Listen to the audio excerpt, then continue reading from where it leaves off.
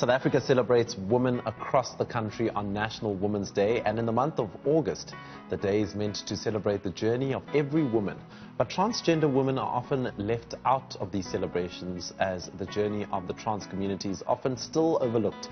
South African laws are quite progressive, but the day-to-day lives of transgender women shows the gap between the legal code and their daily experience. To speak to us more about this, we're joined by trans rights activist and director of the Be True to Me campaign, an organization that advances the rights of trans people. Sia Hlongwa, thank you for your time and thank you for joining us on Weekend Dawn. So can you tell me the day-to-day challenges a trans person faces in modern-day South Africa? Definitely, and thank you for the very nice introduction. Good morning, first of all, to all the listeners and watchers. I definitely have to start with just, the pronouns. We need clarity when it comes to pronouns. Whenever you address someone who's especially gender non-binary or transgender, make sure that you find out how to address them. So obviously we have him, he, and her, she, right? So always find out which one they're comfortable with, whatever gender. Or if not, if a person is gender non-binary, then they prefer they, them. It's always important. Don't just assume just because you see someone dressed a particular way, or if they change the following day, they're not particularly something that you're accustomed to. Just find out. So it's always better to ask questions. Number two, I'd say, is just general, lack of awareness. Some people just don't know what to use, the terminology. So I think it's important for people to try to refrain from making assumptions and calling someone lesbian or calling someone tomboy or referring to someone as, a transgender or transsexual and not knowing exactly what word to use. Now, these labels can be rather confusing, but we have the acronym to lead and give clarity about the queer community. So we've got the LGBTQIA. So I'd definitely say that a lot of people end up using derogatory terms because they're not familiar with which words to use. Just try to use the accepted norms, just the LGBTQIA. Anything outside of that might actually be derogatory. You don't want to risk that. And I'd also say that there's also discrimination with regard to access to jobs, access to opportunities, because people have bias.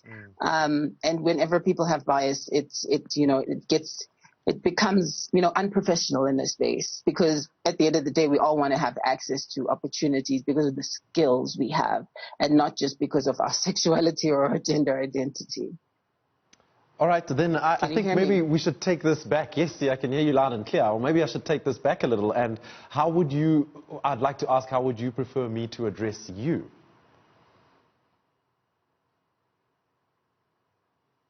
Okay. The pronouns that I use is she, her. I basically identify as a trans woman. Yes.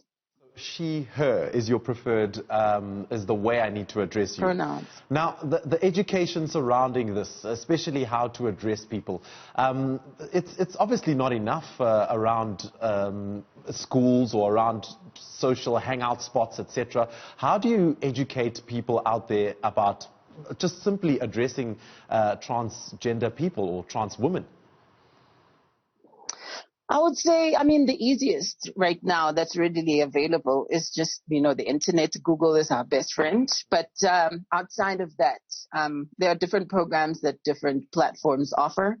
I'm more actively involved with the Be True to Me organization, where we have support groups, not just for members of the LGBTQIA to get assistance with regard to name change, gender marker change, access to gender reassignment surgeries, etc.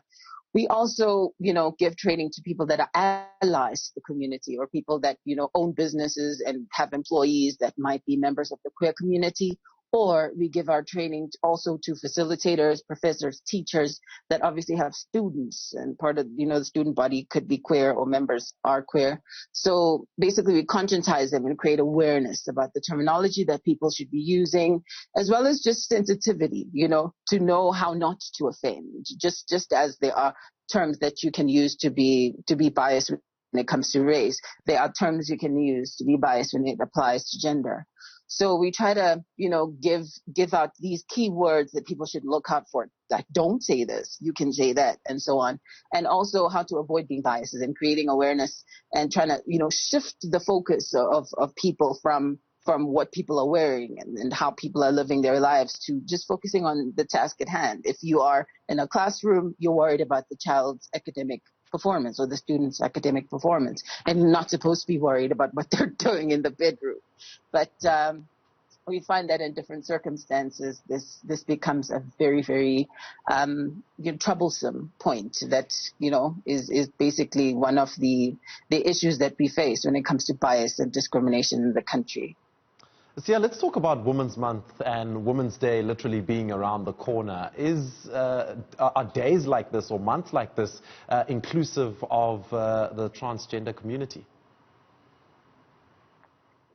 I see. Yes, definitely. I would say that, as a trans woman myself, it can get a little bit political because there are different views. We're very polarized in our conceptualization of gender. I think that there are some naturalists who believe that gender should be assigned to biological biological status quo of an individual. So what's going on with your XY chromosomes in your body and so on.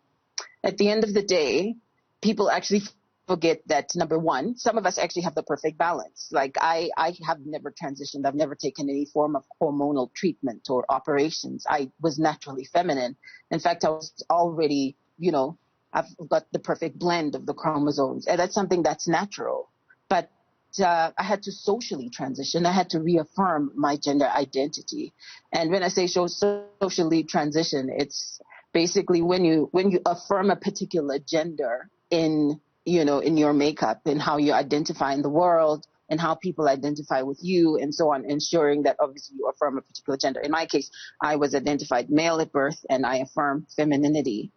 And I would say that when it comes to women's rights and when it comes to Women's Day, I would say that it's very difficult to find people who are inclusive. It comes when it comes to feminism, when it comes to spaces where we're supposed to be having dialogues about oppression of the feminine, population. I want to say popularity so bad. Okay, when it comes to the feminine population in the country. And I find that, obviously because people find that, they don't really identify with the whole concept of people being transgender or gender non-binary, then people feel that some spaces are reserved only for cis women that are born women or identified female at birth. And then individuals that are in the process of transitioning or have transitioned, they don't quite accept, transgender and so on. So those spaces become, very politicized and, some spaces are accessible and some aren't. And that's where the problem is. I would say that majority of the Women's Day celebrations tend to exclude trans women. Some people don't even know what transgender means and are not familiar with the concept or don't know anyone who's transgender.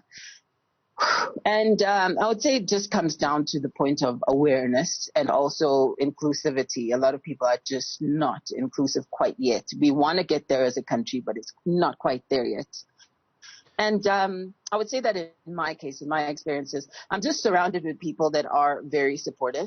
And in the different spaces that I navigate, I give talks at Wits University through a program called Safe Zones. And we create this kind of awareness. And, the feminist movements, even within the university, are also very well conscientized of what it means to be LGBTQIA, particularly focusing on the transgender element in my case, and are very welcoming. Obviously, some spaces are just more prone to focusing in on the cis female population as opposed to being inclusive to the transgender and gender non-binary populations. All right, so what would be the ideal celebration for trans women, which is inclusive during Women's Month? That's my final question. Femininity is compromised, is oppressed. When I speak to femininity, genders that express themselves as feminine and affirm themselves as women in spaces.